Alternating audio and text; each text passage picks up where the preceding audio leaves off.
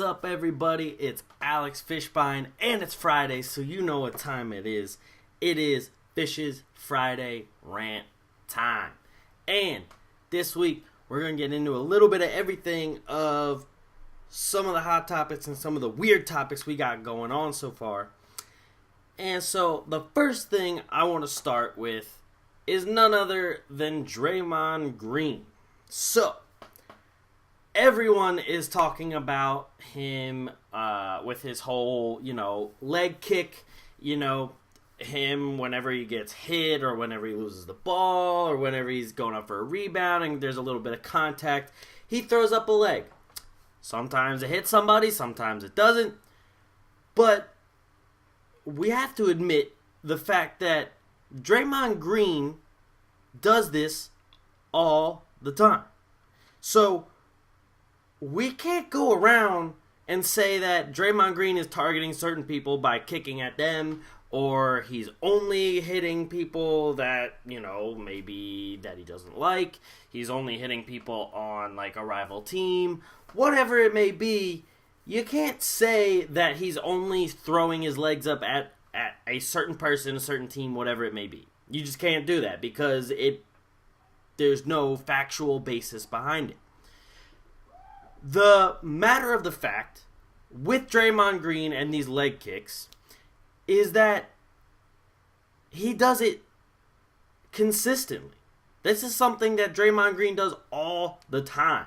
This is something that isn't new, but everyone started to take notice right around the time that he kicked Steven Adams in the nuts. He was still doing that before. He would still go up for a layup, and if someone hit him in the arms or something, he would still flail a leg. It would still happen if he was going up for a rebound and he kind of got hit back a little, he would still throw up a leg. The only reason nobody noticed it before is because he didn't hit anybody before. And when you watch most of these, now the kick in the nuts, that one was a little iffy. I know he says that it wasn't intentional, whatever that may be. I'm not going to lie, that one was a little iffy. That looked really, really weird. But, with that being said, the rest of them, he hasn't looked intentional really at all. It really hasn't looked intentional to kick anybody that has been in his way. There was that whole thing with LeBron stepping over him. But in that case, that was pretty disrespectful of LeBron to step over the guy when he could have easily just stopped or walked around him. Those could have been plausible situations, but, with the competitive juices flowing and it being the finals and this being like a crazy finals because Cleveland's still looking for that much awaited title, and LeBron is one of the most competitive guys out there, he's going to try and send some kind of message however he can. And Draymond Green being the competitive guy that he is, who will not back down to anybody, obviously that's going to be something that's going to happen if somebody steps over him. There's plenty of, reasons why that would have happened in that situation, especially when you look at things that happened, like Allen Iverson stepping over Tyronn Lue. The Lakers won that finals, but the most looked at picture, video, clip, whatever from that finals is him stepping over him. So, that's some disrespectful stuff. But getting to this whole thing about, with the kick that ended up hitting Harden in the head. I don't think it looked intentional. Obviously, they're going to fine him and do everything like that because it was a kick to the head. So, you can't just let that kind of thing go. And then the thing was, when I was looking at Twitter after this whole thing happened, there were so many people trying to make the case for Draymond by tweeting a bunch of pictures of other guys kicking their legs out. And while I understand what they were trying to do, none of the situations that they were putting out there were really even close to what Draymond does. Draymond kind of just has this reaction that if he gets hit, if he, the reaction. Whatever it may be, if he gets hit, whatever it is, he flails a leg. These other ones that people were tweeting, they were tweeting pictures of guys going up for layups where they would kind of use their leg to create space in the air. And I do seem to remember when the NBA made a rule against that because so many guys were doing that and people were getting hurt, so they had to make a rule for that. They're not making a rule because Draymond is going around hurting half of the league.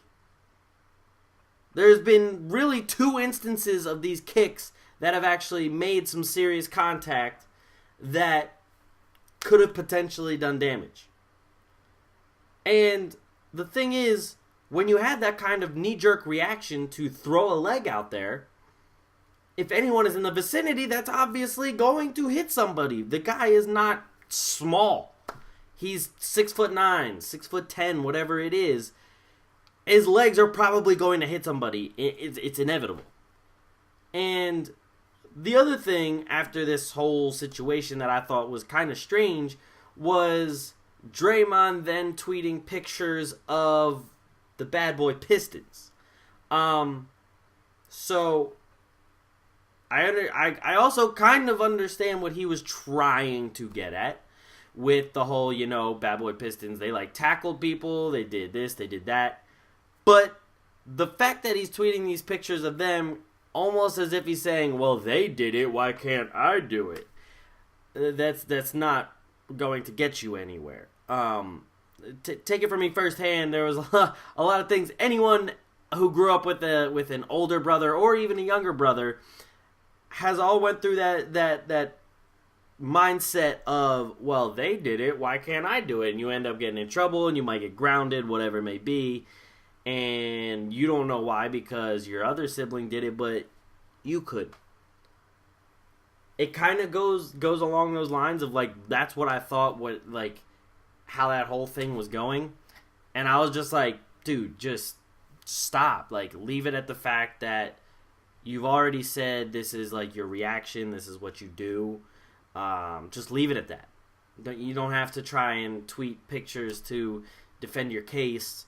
The league has already seen what you've done before, especially with the whole Steven Adams thing. So there's really not much you can say about it anymore. But at the same time, I still think this whole thing is getting blown out of proportion.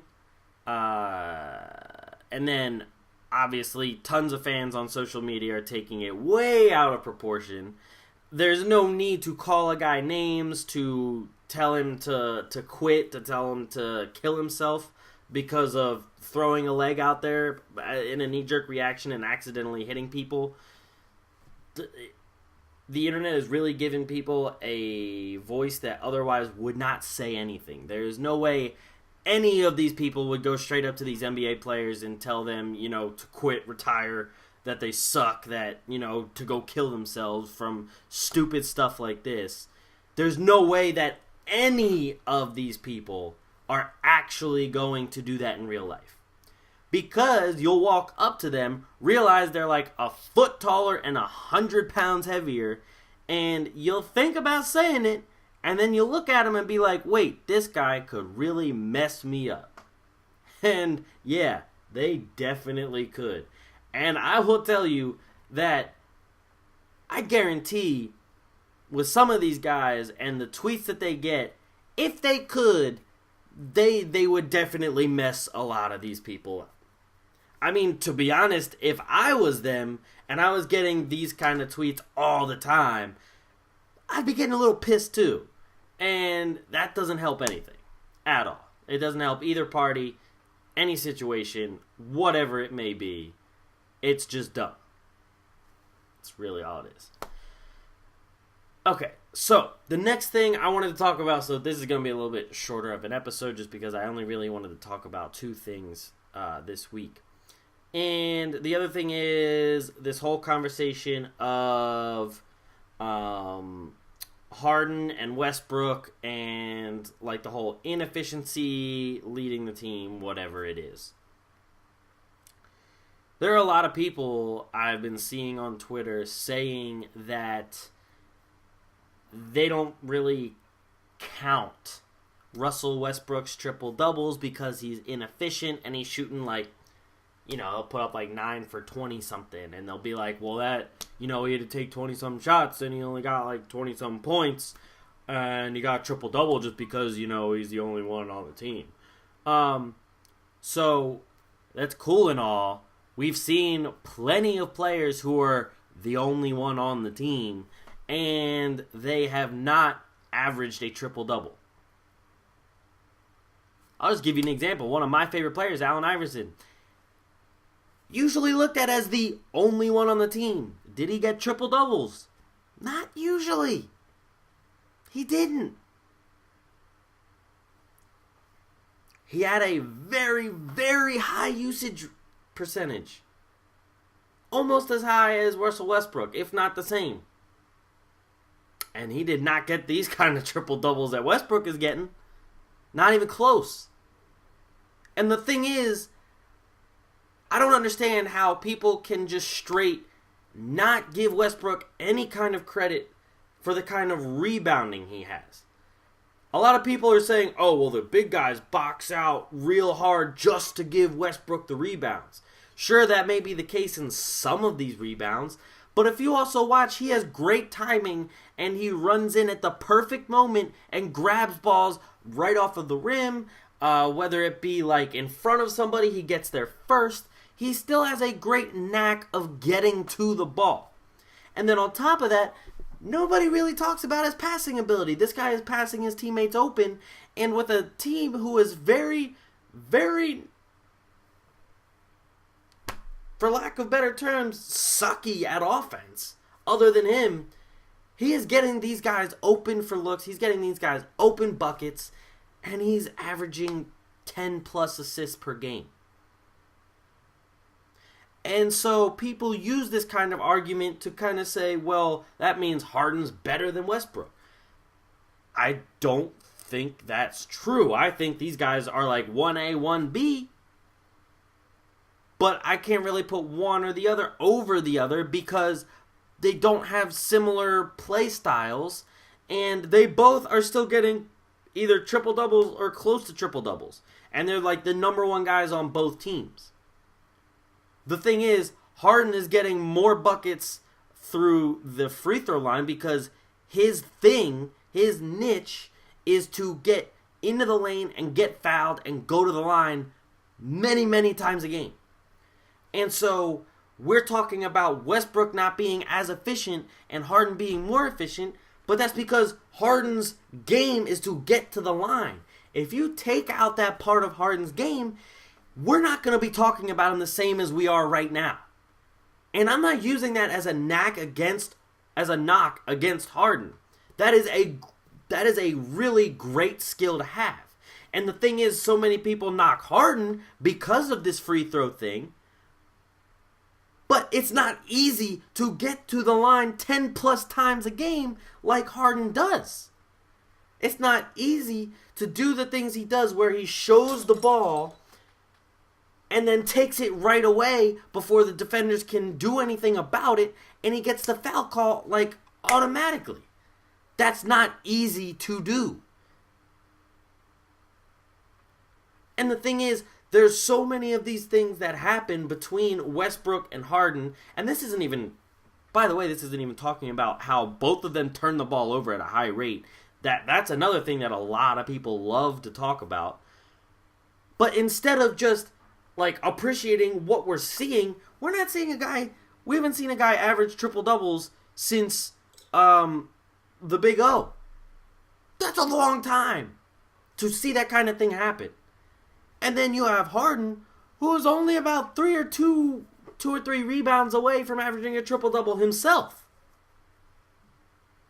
So the thing is, I understand bringing up things and to try and make an argument or a debate or whatever it may be to see which one of these guys is better than the other. Okay, like, I do understand that. For the sake of debating, I understand that. But if you are using these things to say that this guy isn't as good as people think he is, or, sorry, I shouldn't say that, because that still goes along with the debating.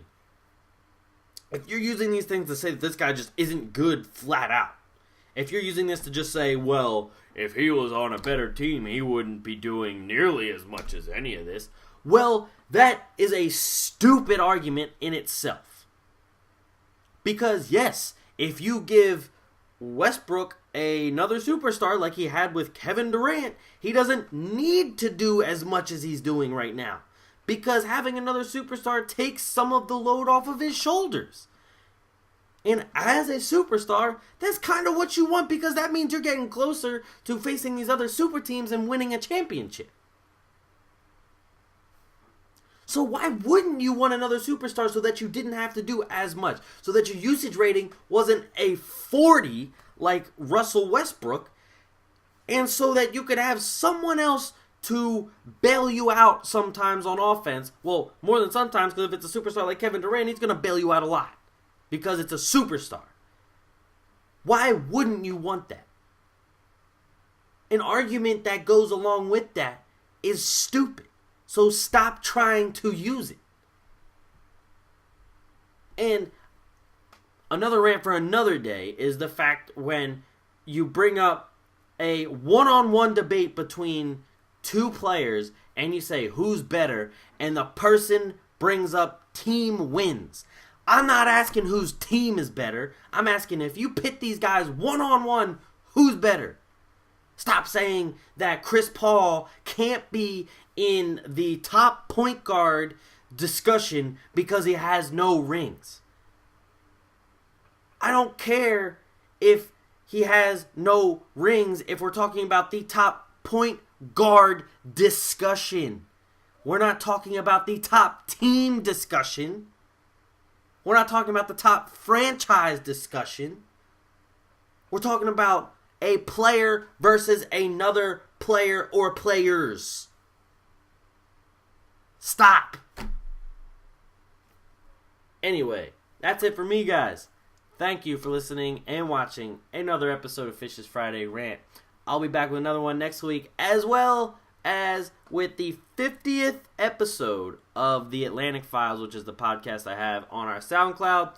And you can find it on our iTunes, and we post it on the website every time. So definitely be on the lookout for that. We're going to try and make that one special. As always, check us out online, basketballsocietyonline.com, and on Twitter, @bballsociety_, and on Facebook, The Basketball Society, and to cap it all off, Instagram, @basketballsociety_. Thank you guys for watching, and I'll catch you guys next time. Peace.